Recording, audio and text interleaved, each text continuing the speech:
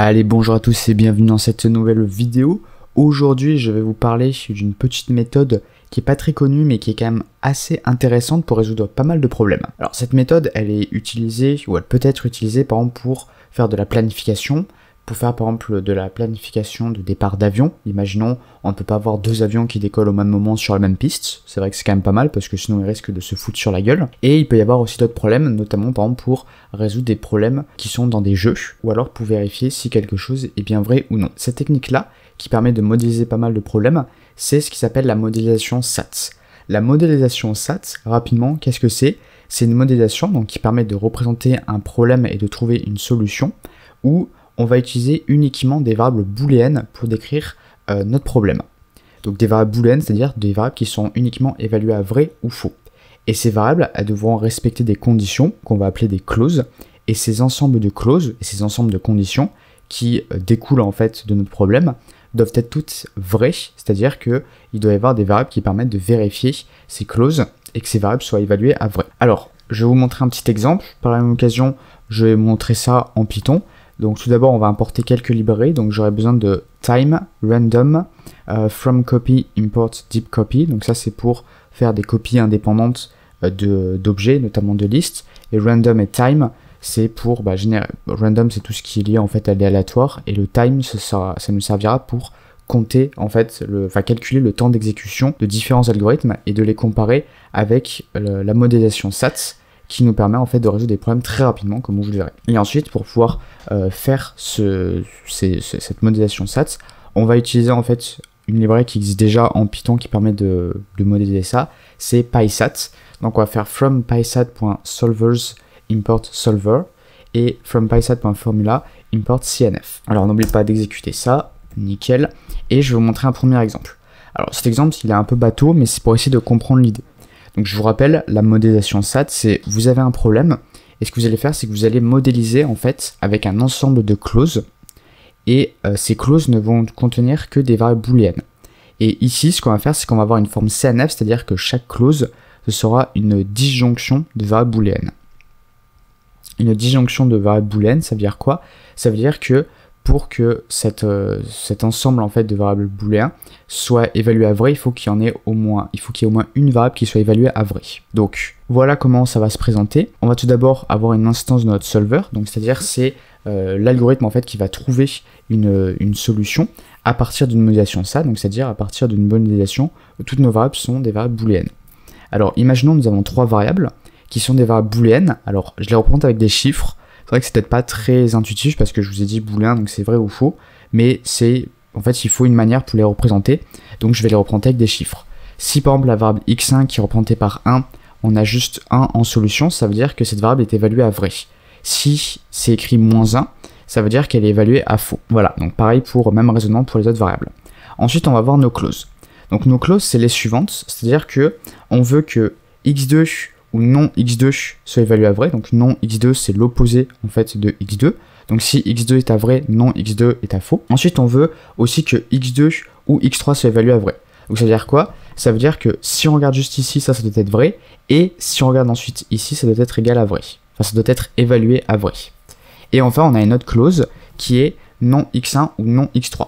Et nous ce qu'on veut c'est que ces trois clauses soient évaluées à vrai en même temps. Donc ça veut dire que ce premier ensemble de disjonctions soit évalué à vrai, mais aussi avec la même affectation que cet ensemble soit aussi évalué à vrai, et cet ensemble aussi soit évalué à vrai. Et alors, pour faire ça, donc, si on réfléchit, en fait, on voit qu'il y a plusieurs possibilités, on peut le faire à la main ou de tête. Donc nous, ce qu'on veut, c'est on veut x1 ou non x2 qui est évalué à vrai, donc on va dire, par exemple, ici, on teste, on met x1 qui est évalué à vrai, x2, on s'en fiche un peu parce qu'on a déjà cette clause qui est évaluée à vrai. Là, on a x2 et x3 qui sont évalués, une des deux doit être évaluée à vrai, les deux peuvent être évalués à vrai en même temps, bien sûr.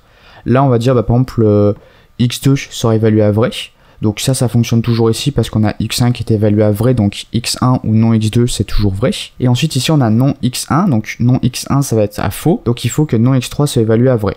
Donc on peut dire que x3 est évalué à faux et ça pose pas de problème ici parce qu'on avait x2 qui est évalué à vrai. Alors du coup on a trouvé une première solution, mais ce qu'on peut faire c'est qu'on peut demander à l'ordinateur de le résoudre, donc c'est-à-dire qu'il va nous trouver l'affectation en fait de ces variables, donc c'est-à-dire laquelle sera évaluée à vrai, laquelle sera évaluée à faux, pardon. ou plutôt lesquelles, parce que là il y a plusieurs variables ici. Alors pour pouvoir résoudre ça, c'est pas bien compliqué, on a ajouté nos clauses dans notre solver, il suffit juste de faire solver.solve, et il nous affichera ensuite la solution s'il y en a une, sinon on affiche unsatisfiable ou insatisfiable, ça veut dire que il n'y a pas d'affectation possible en fait qui permettent d'avoir ces ensembles de clauses évaluées à vrai en même temps. Et ensuite on peut faire un solver.delete, c'est pour supprimer en fait juste notre instance. Ça peut être utile si après on veut recréer, on veut rajouter de nouvelles clauses. Là on n'a pas besoin de tout supprimer ou quoi que ce soit, ou de créer une nouvelle instance de notre solver, ça va tout supprimer. Donc on fait entrer, et là on a bien satisfiable, voilà, pas de souci. Et c'est la même solution que je vous ai dit à l'oral, il me semble. Et donc ça veut dire ici que x1 sera évalué à vrai, x2 sera évalué à vrai, et x3 sera évalué à faux. Donc non x3 sera évalué à vrai. Et donc si on vérifie, à chaque fois c'est bien bon. x1 ou non x2, donc x1 est à vrai, non x2 est à faux par contre, mais vu qu'on a x1 qui est à vrai, il n'y a pas de souci. x2 ou x3, x2 est à vrai, donc il n'y a pas de souci. Et là on a non x1, donc ça c'est à faux, il faut que non x3 soit à vrai, bien c'est le cas. Donc la solution est bonne. Voilà, j'ai réexécuté, je ne sais pas pourquoi alors que je l'avais déjà fait, mais bref. Ensuite, je vais vous montrer un petit exemple où on va partir en fait d'un problème qui est un peu plus, un peu moins, on va dire SAT, c'est-à-dire que je vous donne pas directement tous les trucs, mais on va voir en fait qu'on va pouvoir se ramener à une forme SAT, donc une forme SAT, notamment une forme CNF ici, donc c'est-à-dire une forme particulière de SAT, c'est une modélisation où toutes nos clauses, en fait, c'est à chaque fois un ensemble de disjonctions. Il y a bien évidemment d'autres modélisations avec des variables booléennes en SAT, mais je ne les présenterai pas ici parce que la forme CNF, c'est déjà quand même assez intéressant. Et je voudrais aussi ne pas trop vous en mêler parce que j'arrive pas trop à savoir si c'est quelque chose qui peut être facile à comprendre ou pas. Alors, donc l'exemple 2, c'est le suivant. On a 3 joueurs. Voilà, comme ça on commence avec un fail, dans un jeu qui sont Alice, Bob et Charlie. Il y a une petite faute à Alice, mais c'est pas bien grave. Alors, les règles, qui sont pas vraiment des règles, mais c'est dans ce jeu, soit Alice ou Bob, ou les deux peuvent gagner. J'ai mis ou les deux pour aussi vous rappeler que quand on a une disjonction, comme par exemple ici, les deux variables peuvent être évaluées à vrai en même temps, il n'y a pas de souci. Le tout, c'est qu'il faut qu'il y en ait au moins une. Ensuite, si Alice gagne, alors Charlie ne peut pas gagner, ou Charlie perd. Bob et Charlie ne peuvent pas gagner tous les deux en même temps. Alors, là, je pense que vous voyez du coup un peu pourquoi on peut transformer ça en SAT, c'est-à-dire qu'on peut avoir des variables booléennes qui vont représenter notre problème, et nos clauses, on va pouvoir les trouver grâce aux conditions de ce jeu. Pourquoi ? Parce que on parle juste de personnages qui peuvent perdre ou gagner, donc nos personnages peuvent être nos variables. Et vu que c'est gagner ou perdre, c'est assez facile de faire une modélisation avec des variables booléennes, parce que c'est vrai ou faux, donc gagner ou perdre. Donc nos trois variables, ce sera A, B et C, qui vont représenter respectivement Alice, Bob et Charlie. Ensuite, on va voir la knowledge base. La knowledge base, ou la base de connaissances, ou KB aussi, des fois on peut lire ça dans la littérature. C'est en fait toutes nos clauses qu'on va créer. Et nos clauses, on les crée à partir de quoi ? On les crée tout simplement à partir du problème initial. Donc la première clause, ou la première condition qui va nous donner une clause, c'est soit Alice ou Bob gagnent, ou doivent gagner. Bon, ça c'est pas bien compliqué, il faut qu'on ait comme première clause A ou B. Ça, je pense que c'est plutôt intuitif, parce que on a la variable A qui représente Alice, et la variable B qui représente Bob, et il faut qu'un des deux gagne, donc ça veut dire qu'on doit avoir A ou B. Ensuite, on a si Alice gagne, alors Charlie ne peut pas gagner. Ça, c'est une implication. Et bien une implication, en fait, on peut la transformer sous forme de disjonction. Alors, comment on fait ça ? Donc déjà, quand on modélise ça avec l'implication, pourquoi je fais comme ça ? Tout simplement parce que on est dans de la représentation logique, avec des valeurs booléennes. Donc c'est bien de commencer par cette écriture-là, même si au final c'est exactement la même chose. Là, ce qu'on a, quand on utilise nos variables pour décrire cette condition, c'est A implique non C. Pourquoi ? Parce que si Alice gagne, donc si A est vrai, A vrai représentant Alice gagne, alors Charlie ne peut pas gagner, donc on a non C. Non C, ça veut dire perdu, donc ça veut dire que Charlie ne gagne pas. Bon, une implication, en fait, il y a une équivalence qui est assez facile en fait à vérifier avec des tables de vérité que je vais vous afficher maintenant. Et en fait, on peut voir qu'une implication peut se ramener à une forme de disjonction qui est non A ou non C. C'est pas bien compliqué, vous prenez la variable qui est ici, vous lui mettez une négation, vous enlevez cette flèche, vous mettez le symbole OU et vous laissez le reste de ce qui est à droite de la flèche tel quel. Et ensuite, on a Bob et Charlie ne peuvent pas gagner. Donc ça, c'est la négation de Bob et Charlie. Non B et C. Ok, parce que la négation, enfin, on retire la négation à un moment. Ok, on dit Bob et Charlie doivent gagner tous les deux. Donc ça veut dire qu'on doit avoir B et C, parce qu'ils doivent gagner tous les deux en même temps. Là, on a la négation, donc on met une négation sur ça. Et ça, pareil, on a aussi une table de vérité qui nous permet de donner l'équivalence en forme de disjonction. Et c'est non B ou non C. Ok, donc ça c'est cool. Si on regarde là maintenant, nous avons toutes nos clauses en fait qui sont écrites et on peut les donner à notre solver pour nous dire quelle affectation est possible. Bon, à nouveau l'exemple est un peu bateau. On se doute déjà que on va voir Alice qui va gagner par exemple. Mais bref, c'est juste pour vous donner l'exemple, pour essayer de vous donner l'intuition derrière tout ça. Ok, donc la modélisation sera assez similaire, l'écriture du code, la modélisation on vient de la faire. L'écriture du code, c'est pareil, on a créé une instance de notre solver. Là j'ai réimporté solver, mais c'est pas grave, c'est un détail. Ensuite on a nos trois variables, donc A, B et C comme on a dit. Et ensuite on a nos clauses. Donc nos clauses c'est exactement ce que j'ai mis ici.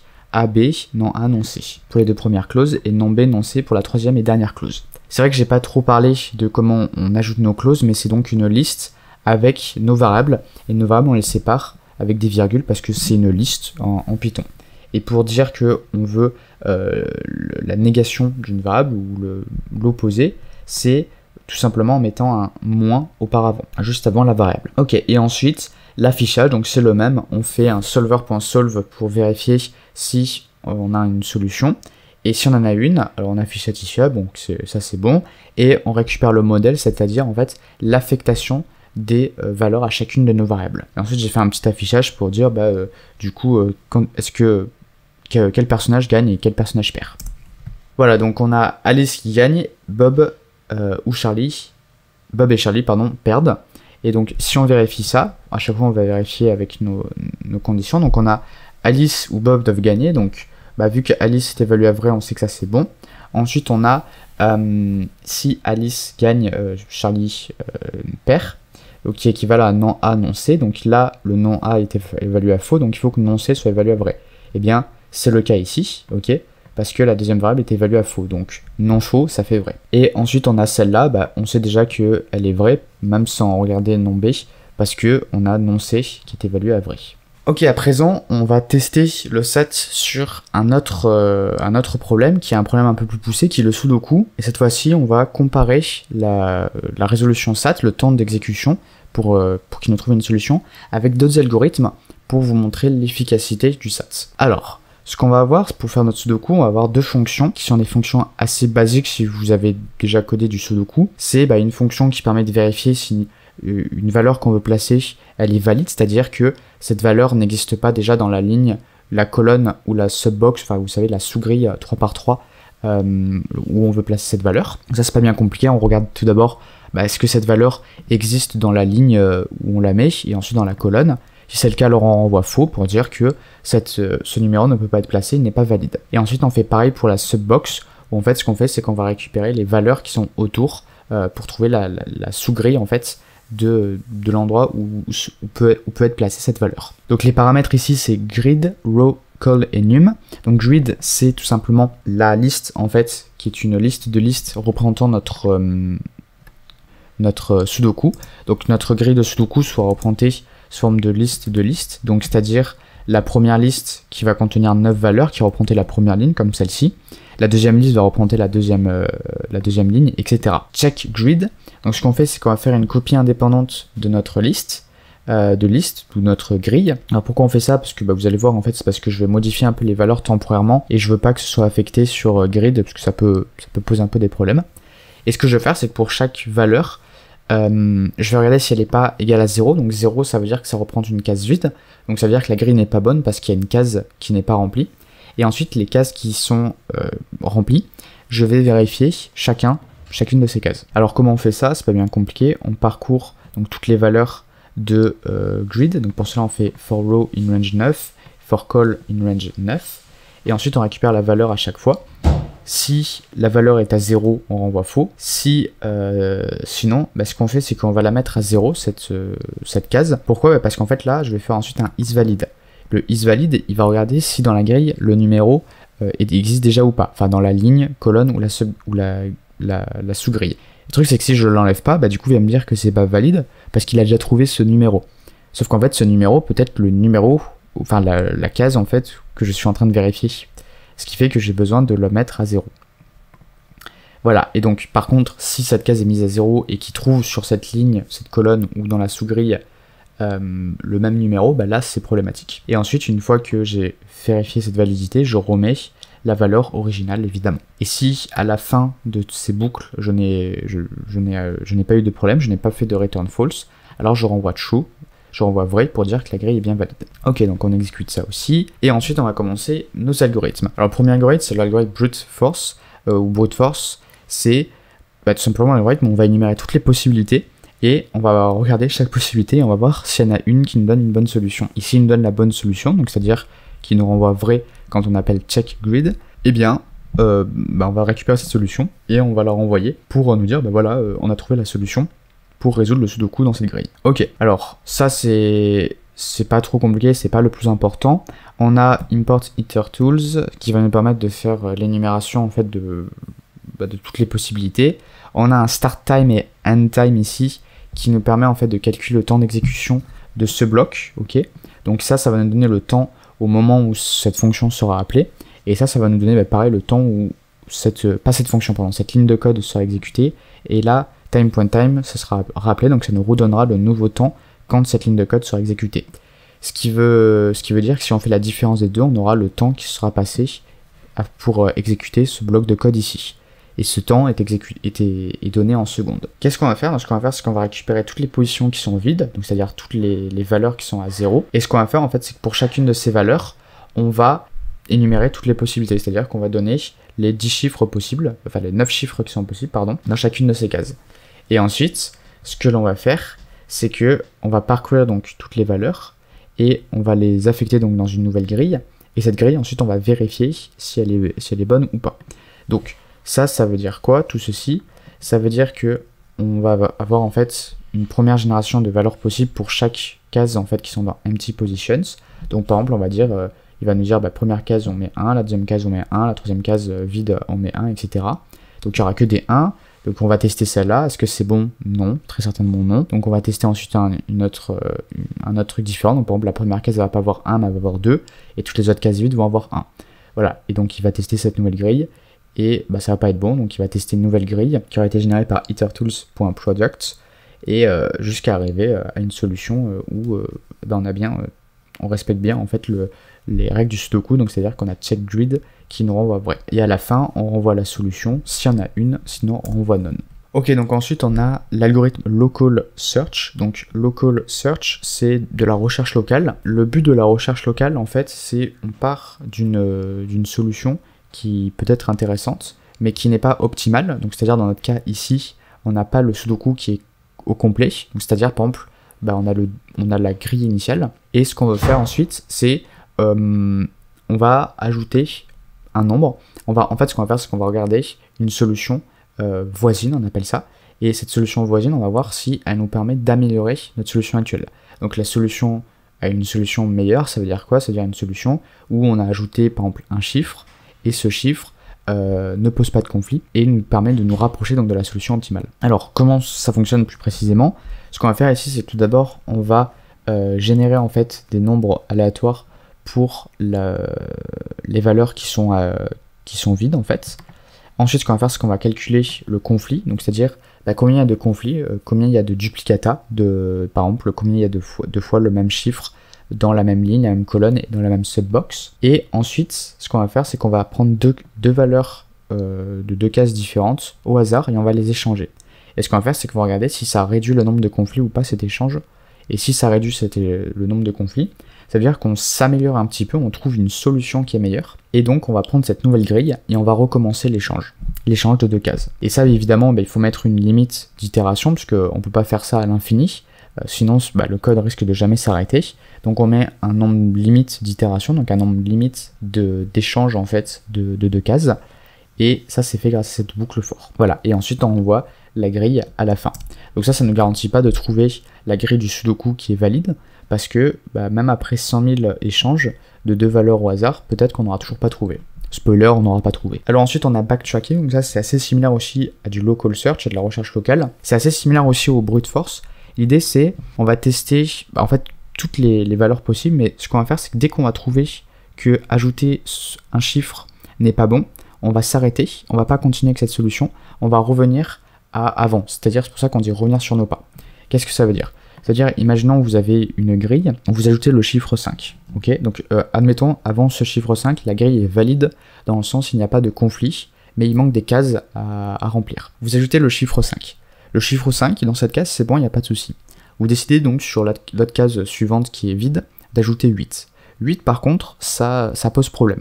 Bon, bah, ce que vous allez faire, c'est que vous n'allez pas vous amuser à laisser 8 et à essayer de remplir les autres cases. Vous allez arrêter cette solution et vous allez revenir au moment où vous aviez placé 5.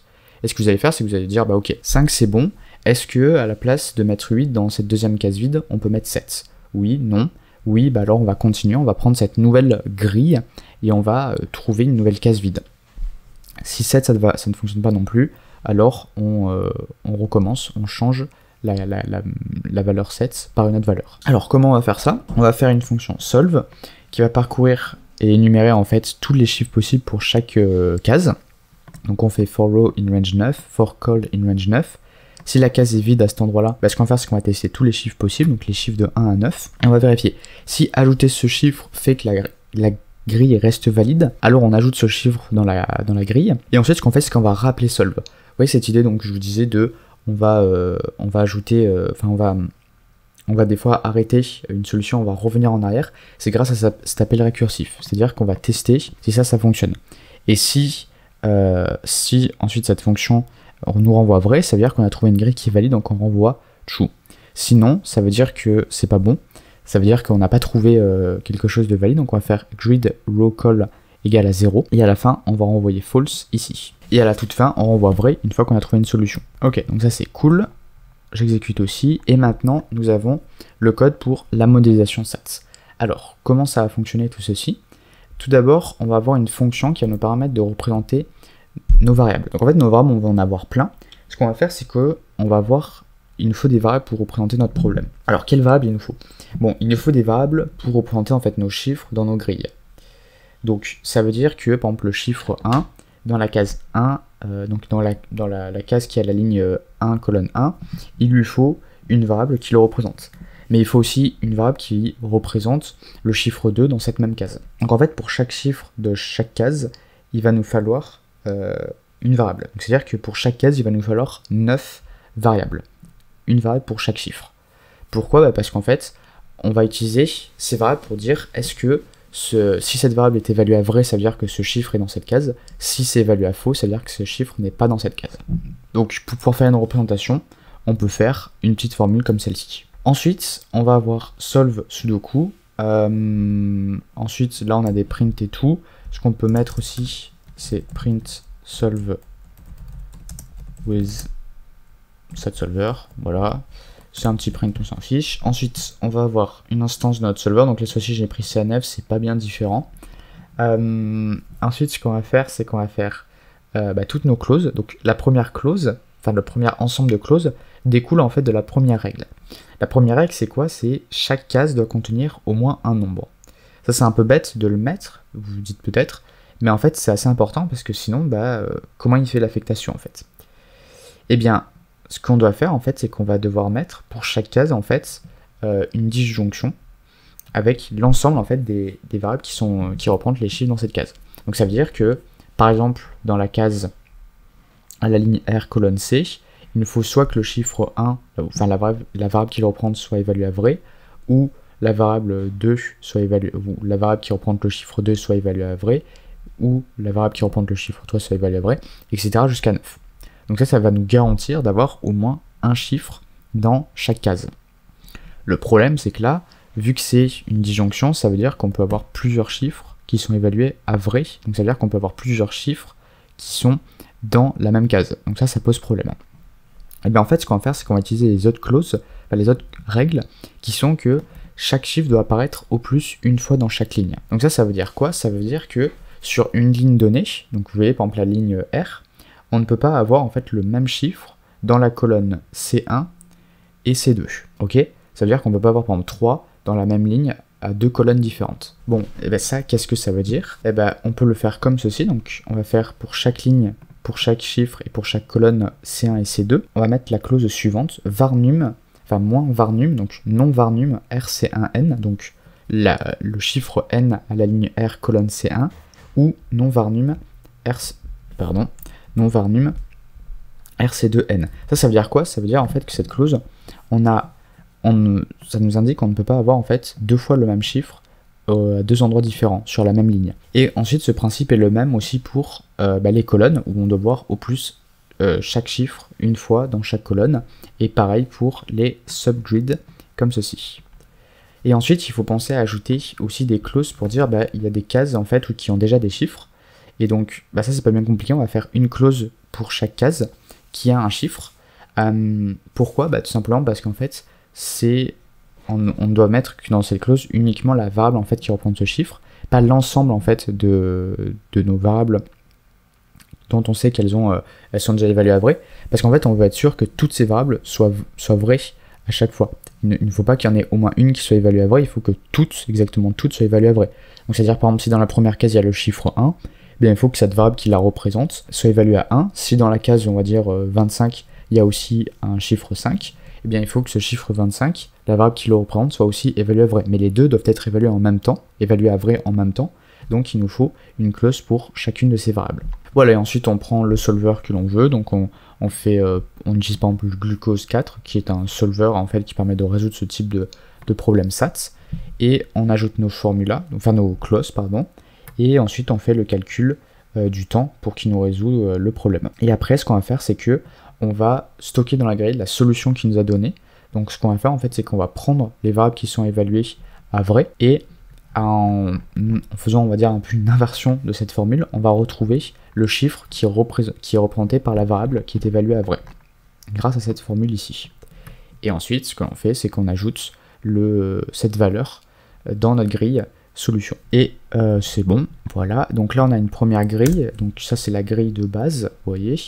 Et ensuite on peut faire un deep copy de la Sudoku grid, on peut vérifier que la grille reste la même, mais il n'y a pas de souci. Et là ce qu'on va faire c'est qu'on va faire une première solution. Ah oui, j'ai fait plein de deep copies, c'est parce que j'ai dû débugger pendant un petit moment en fait ce code, parce que je sais pas pourquoi, vu que j'avais des fois les mêmes noms de paramètres que le nom de variable ici, ça posait problème en fait, enfin ça me modifiait la grille de base alors que je voulais pas. Du coup j'ai foutu des deep copies partout. Mais bref, maintenant ça fonctionne. Donc là on va tester avec brute force, donc c'est à dire qu'on va tester, on va énumérer toutes les possibilités, toutes les listes possibles, enfin toutes les grilles possibles, et chaque grille on va vérifier jusqu'à trouver qu'on en trouve une qui soit valide pour le sudoku. Donc on va pas l'exécuter jusqu'à la fin, parce qu'en fait nous ici, si un problème comme le sudoku ça met plus de 10-20 secondes à être résolu, c'est pas intéressant, c'est beaucoup trop long. Et là vous voyez qu'on a toujours pas réussi à trouver quelque chose. Ok, bon, 30 secondes, ça c'est de la merde, donc on va s'arrêter là. Voilà, bon, du coup ça a planté, mais c'est pas grave. Enfin, juste la case a planté. Là, maintenant, ce qu'on va faire, c'est qu'on va appeler nos algorithmes qui sont des algorithmes un peu plus intéressants. Donc le premier, local search, backtracking. Backtracking aussi, c'est aussi du local search, c'est-à-dire de la recherche locale. Mais c'est juste que, bon, l'autre, je savais pas trop comment l'appeler parce que c'est pas vraiment un gros algorithme, mais c'est pas grave. Et ensuite, on a la solution, la modélisation SAT qui sera appelée ici, qui nous donnera la solution. Donc on va exécuter ça, ça va prendre un petit peu de temps comme vous avez peut-être pu déjà voir. Donc local search time ça a pris 3,16 secondes et backtracking ça a pris 0,03 secondes. Donc sudoku grid ça c'était dans la fonction SAT. J'aurais peut-être dû enlever ça parce que ça rend pas bien.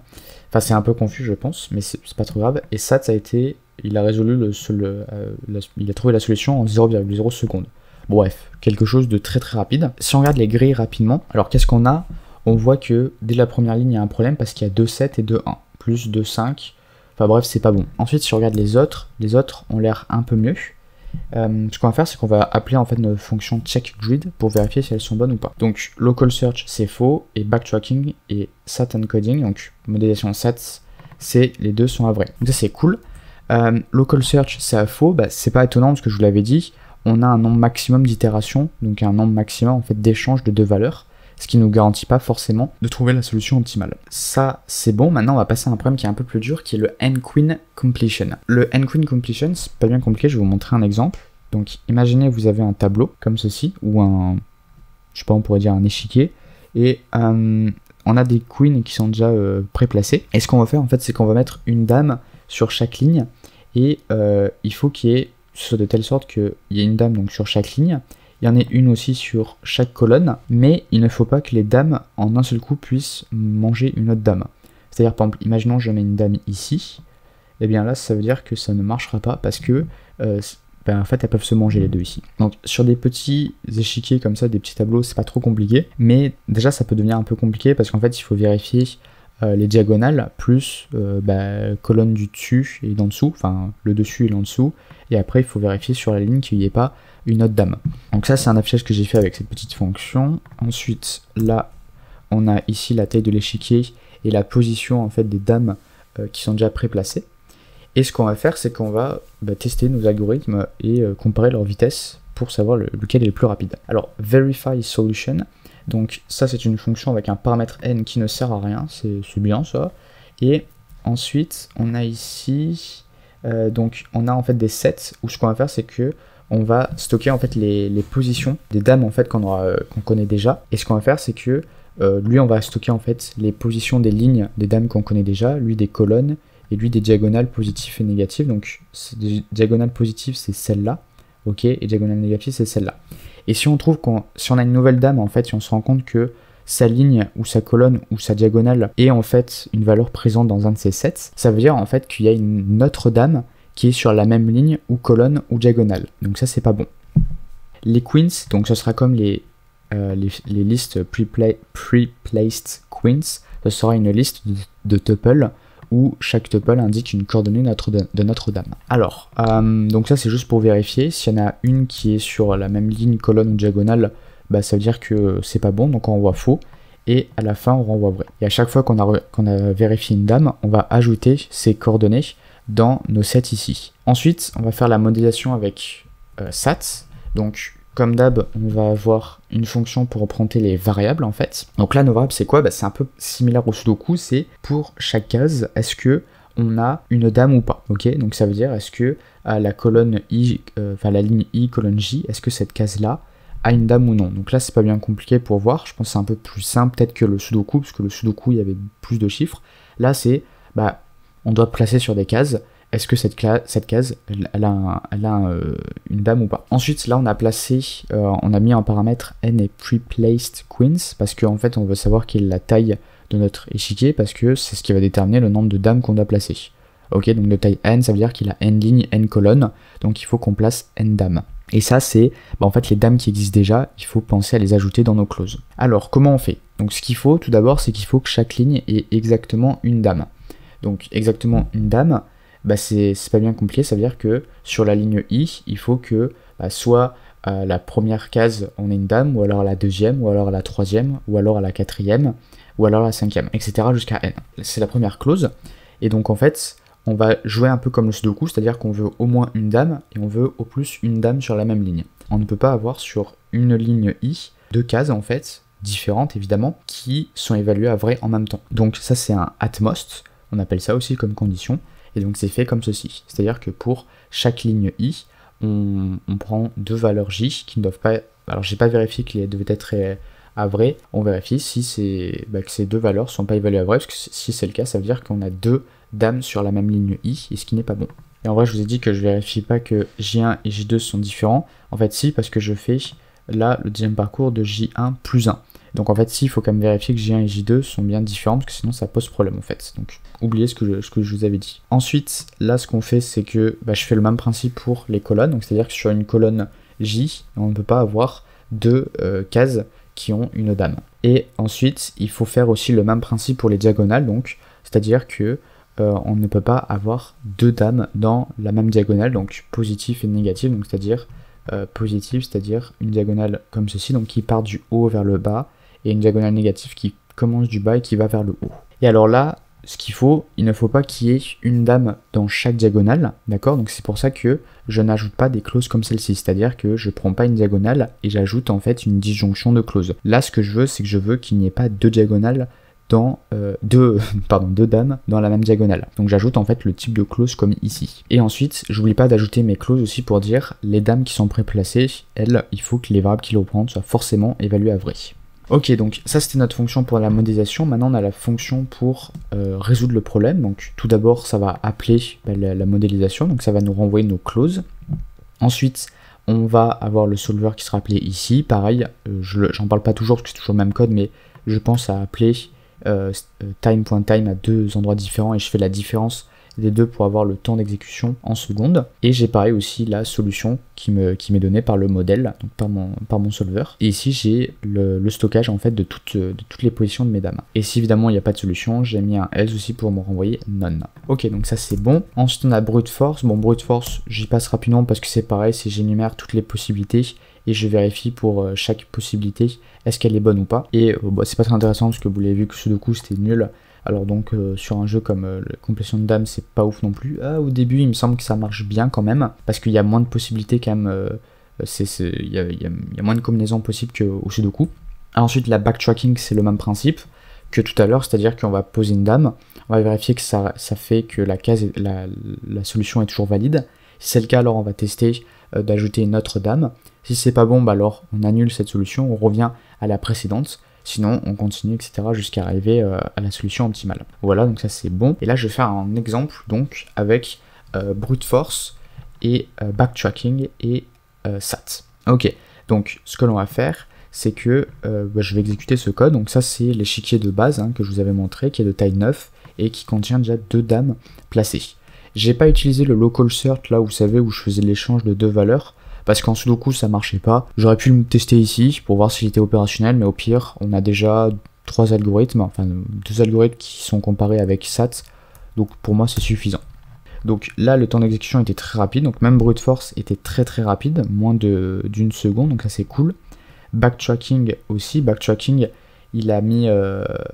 il était très rapide, il a mis 0 secondes. Et SAT il a mis un peu de temps pour la modélisation, et pour la résolution, il a mis 0 secondes. Bon, maintenant on va tester avec un bigger board, donc c'est-à-dire avec un tableau qui est beaucoup plus grand, donc c'est-à-dire que là on va devoir placer 27 dames. Alors, j'ai pas mis le brute force, si vous voulez vous pouvez le mettre, mais en fait il est très long d'expérience, et backtracking aussi il est un peu long déjà, c'est sur un tableau plus grand, en sachant que backtracking c'est une optimisation en fait du brute force, c'est-à-dire qu'on enlève en fait dès qu'on trouve quelque chose qui n'est pas bon. Donc là on va tester avec 27 valeurs, enfin 27 dames, et vous allez voir que ça va mettre un peu de temps. Ok, donc backtracking nous a trouvé une solution en 24,5 secondes. On voit aussi par rapport à ici que c'est lui en fait qui a pris le plus de temps. Mais il a trouvé une solution. Alors ensuite, je vais mettre comme ceci.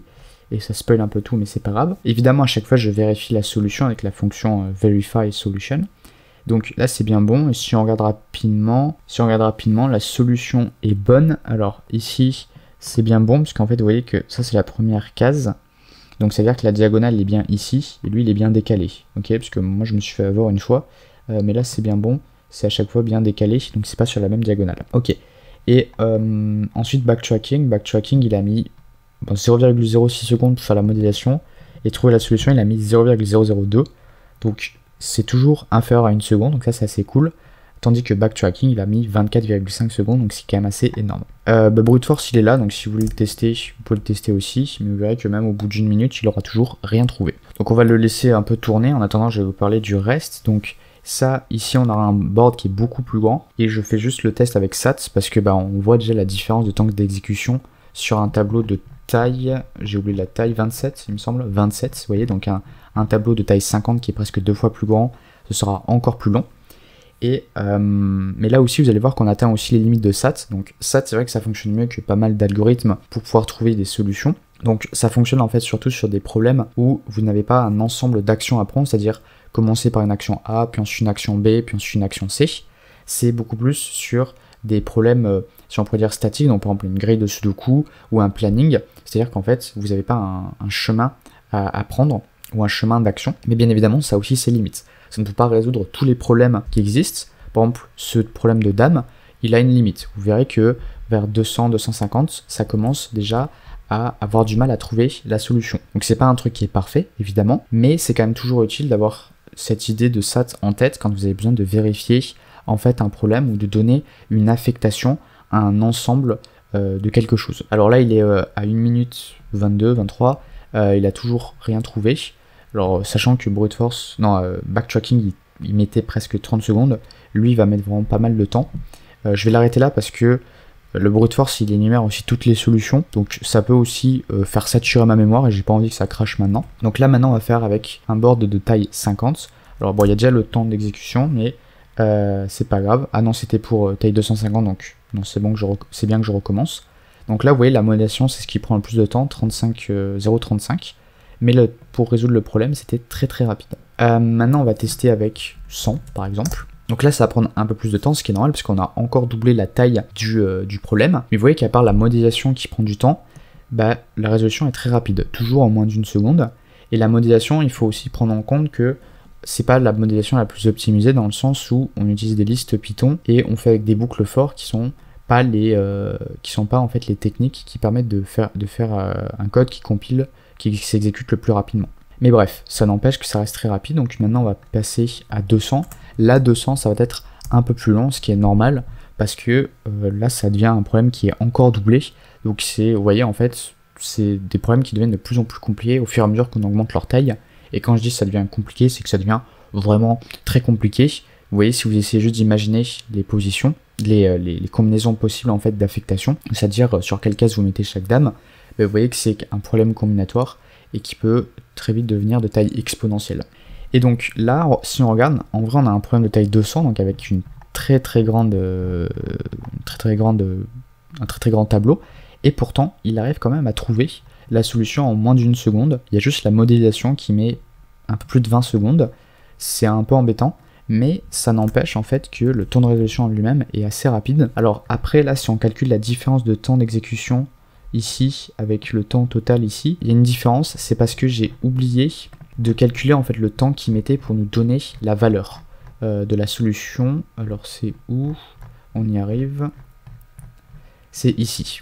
Cette fonction-là doit prendre du temps pour nous donner le modèle, ce qui est pas déconnant parce que il faut qu'il retrouve en fait la solution qu'il a trouvée et qu'il nous l'affecte dans une variable qui est une liste en plus. Donc je pense que c'est ça en fait qui prend du temps aussi pour exécuter. Mais ça n'empêche que vraiment, on va dire que le plus important c'est vraiment de trouver la solution et de résoudre le problème. Et la résolution en elle-même est très rapide. Donc là 250, ça va mettre un peu plus de temps, mais vous voyez que ça nous donnera quand même une solution. Et quand on arrive à une taille de 250, vous voyez que ça a quand même déjà un peu du mal.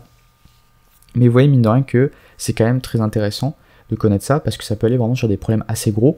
Vous voyez par exemple, je sais pas si vous avez des agendas, par exemple un planning que vous devez faire respecter dans une université où par exemple un prof ne peut pas faire 2 cours en même temps, donc il faut que les cours ne se chevauchent pas en même temps.